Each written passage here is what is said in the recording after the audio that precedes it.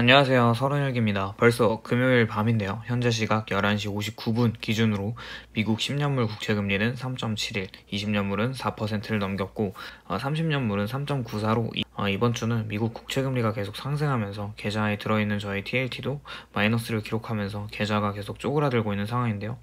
우선 장기 국채금리가 상승하는 이유는 여러 가지 이유가 있겠지만 이게 귀에 걸면 귀걸이고 코에 걸면 코걸이기 때문에 사실 왜 오르고 내리고 이런 단계적 전망에 엄청 크레딧을 줄 필요가 없다고 생각하는데요. 그래도 이야기를 좀 해보자면 먼저 부채 한도 협상이 긍정적으로 합의 방향으로 나아가고 있다는 점입니다. 사실 공화당 입장에서는 부채 한도 협상 이슈가 민주당의 지지율을 낮춘 아주 좋은 무기여서 더 완강하게 부채 협상을 질질 끌면서 나아갈 것이라고 예측했지만 연일 나오는 기사에서는 협상이 이번 주 내로 타결이 될 것이라는 보도가 있고, 이것이 왜 채권시장 금리 급등을 이끌어냈냐면 부채 한도 협상이 타결되면 이제 민주당 입장에서는 국채를 더 발행할 수가 있겠죠.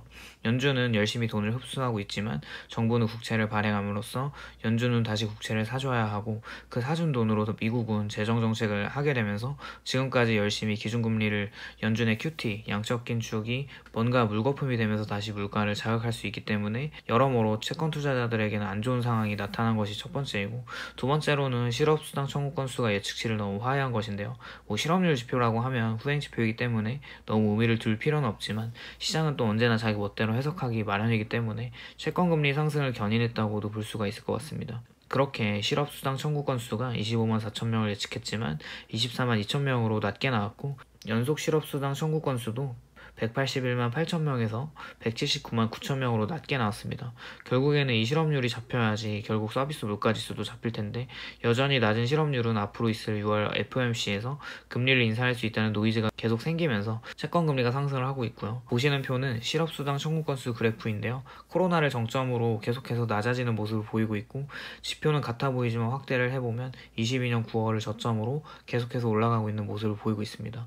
이번 5월 18일에 발표된 청구 건수의 수치가 예측치보다 낮게 나왔다고 하지만 이 한방이 추세적으로 낮아지고 있다는 모습으로 보이시지는 않으시죠? 4주 연속 실업수당 청구 건수도 보시면 22년 10월을 저점으로 계속해서 올라가는 모습을 보여주고 있고, 이 지표를 다시 원래대로 놓고 보면 22년 코로나를 제외하면 2002년, 2008년 4주 연속 실업수당 청구 건수가 고개를 올릴 때 여지없이 침체가 오는 모습을 볼 수가 있습니다.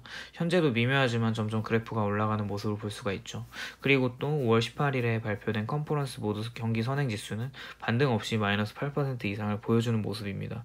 보이는 빨간색 선은 경기 침체 시그널로 침체 구간 2002년이나 2008년, 2020년에 침체 구간을 보면 점점 더 가파르게 내려갈 것 같다는 생각이 듭니다. 올해 2분기부터는 경제활동의 위축이 시작되고 올해 중반부터는 경기 침체가 본격적으로 나타날 것이라는 예측을 하고 있습니다. 그리고 또 국채금리를 올려버린 요인들 중 하나는 이번에 5월 16일에 발표된 NAHB 주택시장지수가 예측치 45를 50으로 상회하면서 미국 주택시장의 수요가 꽤 많아 보인다는 지표가 나타나면서 사실 근원 CPI의 많은 비중으로 차지되는 주거비용의 하락이 쉽지 않을 것 같은 전망이 나타나면서 채권금리가 올라왔다고 봐도 될 것 같은데요. 그런데 사실 현재 모기지금리가 6%대로 매우 높은 상황이기 때문에 지금 집에 살고 있는 사람들은 전에 미리 받아놨던 6%보다 더 낮은 모기지금리로 대출 상환을 하고 있는 집을 굳이 팔고 더 높은 금리를 주고 집을 팔고 나가기는 애매한 상황이기 때문에 기존 주택 공급이 많지 않고 새로 착공되는 적은 공급의 집을 사는 수요는 존재하기 때문에 현재 주택시장 지수가 반등하는 상황이라서 이것도 추세적인 반등이라고 보기는 어려울 것 같다는 생각입니다. 개인적으로 TLT나 TMF 장기채권을 매수할 때 생각을 해보면 아무리 생각을 해봐도 지금 주식은 더 이상 상승을 한다고 해도 건강한 상승이라고 보지 않았기 때문인데요. 채권금리가 상승하고 채권 가격이 내려가는 데에는 그다지 기분이 나쁘지 않는데, 주식시장은 현재 광기에 차 있어서 그런지 나스닥은 연일 고점을 갱신하면서 올라가고 있는 모습이 마치 채권 투자자로 하여금 포모를 가지게 할 것 같다는 생각이 들었습니다. 오히려 반대로 생각을 했을 때 현재 채권 가격의 하락은 지속적으로 더 매수를 할 수 있는 기회를 주고 있다는 생각이 들고, 건강하지 않은 주가의 상승은 결국엔 모래로 성을 쌓으면서 억지로 기반이 튼튼하지 않은 상태에서 위에 더 모래를 쌓고 올라간다는 느낌을 치울 수가 없는데요. 그렇게 높이 올라가 있던 모래성은 햇빛이 강하게 비추고 물기가 마르면서 누군가가 툭 건드리기만 하면 바로 무너져 버릴 텐데 마치 현재 주가의 상승이 그렇다고 보여집니다.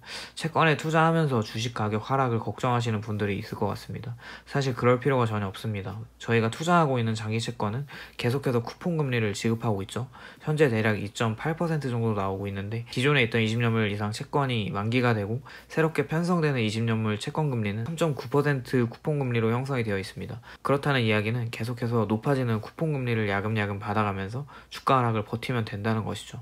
이미 경기 침체는 예고되어 있는 상황이라면 침체가 됐음에도 불구하고 S&P나 나스닥 주가가 하락하지 않으면 어쩌냐 하시는 분들이 있을 것 같은데 그건 사실 중요하지가 않습니다. 저희는 채권 금리가 내려가면 그동안 받았던 배당금과 시세 차익을 덤으로 챙겨가면 그만이고요. 만약에 채권 금리가 내려가지 않더라도 그냥 기다리면 손해를 보지 않고 내 돈을 안전하게 지키면서 수익을 낼 수가 있다는 것이죠.